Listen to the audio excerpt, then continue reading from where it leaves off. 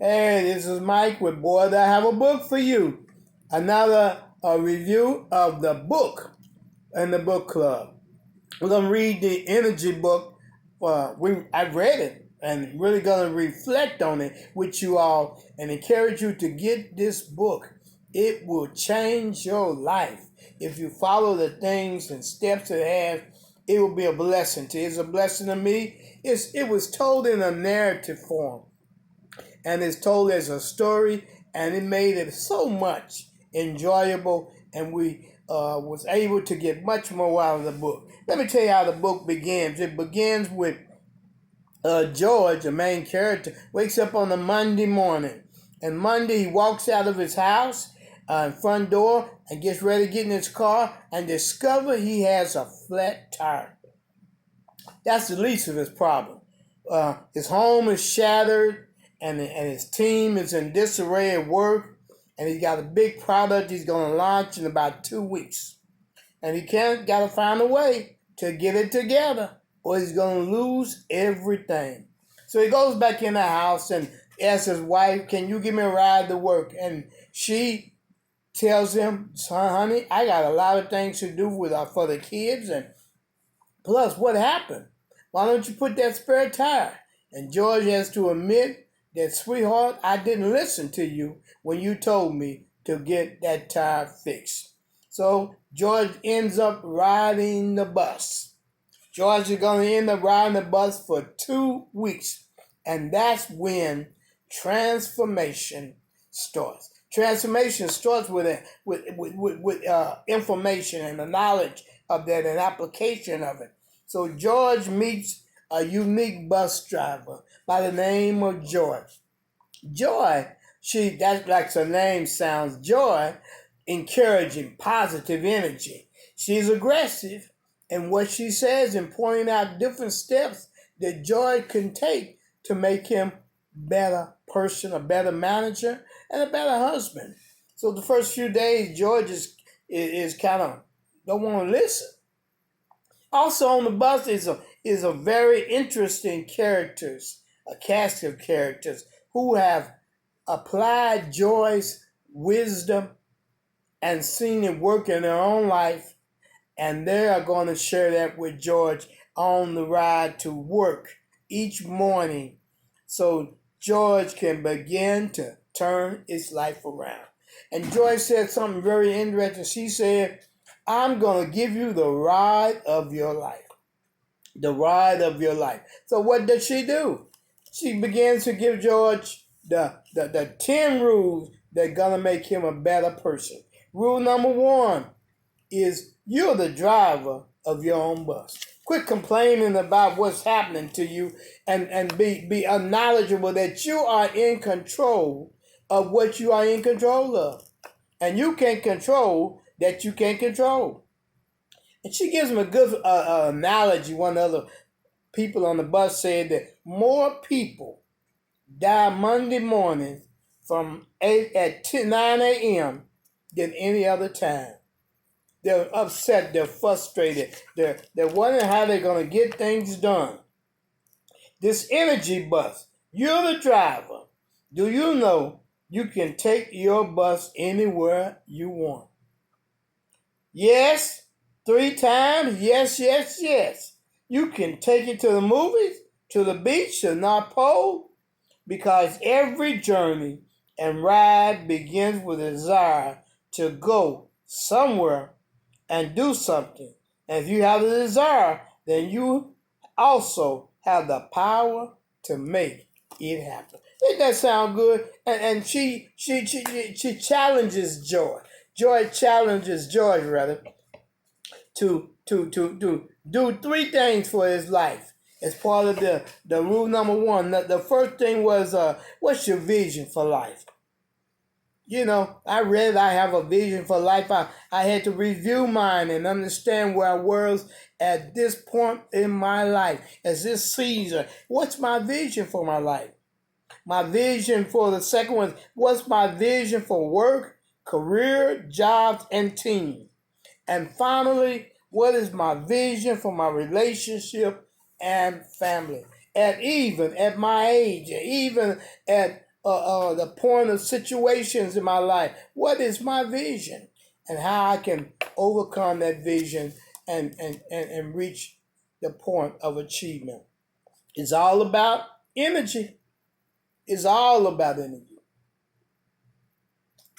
That was one point they made in the next part of the book. And I want you to know that George took that advice and he began to share his vision with his team. And he was sharing them, then he invited them to get on a bus with me. Because when you get on the bus, you're saying that I want to be a part of that vision. That leads me into rule number 2. Rule number 2, desire, vision, focus. Move your bus in the right direction. Desire, vision, and focus. Move your bus in the right direction. I ain't gonna cover much of that. You need to think about that and apply that in your life. And if you apply that, you see the power of positive energy. It leads you to rule number 3. I ain't gonna cover them all, but in rule number 3, it says, fuel your ride with positive energy. Fuel your ride with positive energy. Don't have people on the negative on the bus with you, because they just what? Draw your energy level down.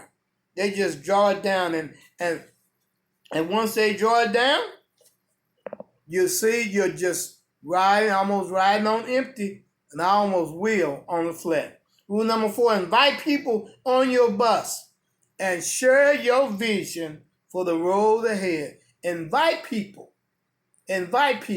Man, you got energy and you want to get on my bus. We're going somewhere. Invite people on your bus and share your vision for the road ahead. Or as George began to apply these things, he began to notice changes in himself, changes in others, but he knows that there were changes in him. Don't waste your energy with those who won't get on your bus. Oftentimes we waste our energy on people who we like and who think they like us, but they don't have the energy and they don't want to get on our bus. They become a hindrance to us going anywhere. And if we allow them, they become vampires to us. They on our bus and our trip, and they pollute everybody else, which may be not as strong, maybe wondering whether we're making any progress. They can do that. The ultimate rule of positive energy is that you keep going. You keep going, keep moving in a positive direction. When George took control of his bus, he knows a great example, and great things began to happen, and his team began to work hard on the project at work.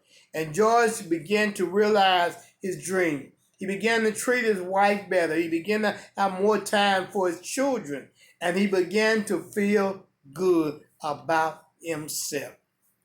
I want to say the important part is that when we're leading, we must lead with our heart.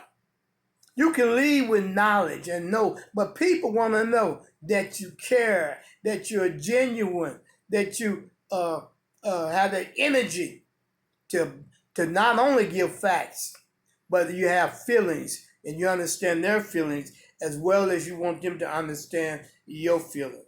Well, I want to tell you, we all can become what they say, cheap energy operators. Chief energy operators. Have the energy that is infectious to other people. We can do that. And when we do that, then love will rule out. And we can overcome those things. We can love people where they at because of that. Number 9 was drive with purpose. You're not just driving with emotion, but you have a purpose. You've inspired a team. And when game day comes, you'll be able to have fun and enjoy the ride. That's the name. That's the book. That's the book. That's the book. It was a fun ride. I'm going to give you 10 rules. And rule number 1, you're the driver of your bus.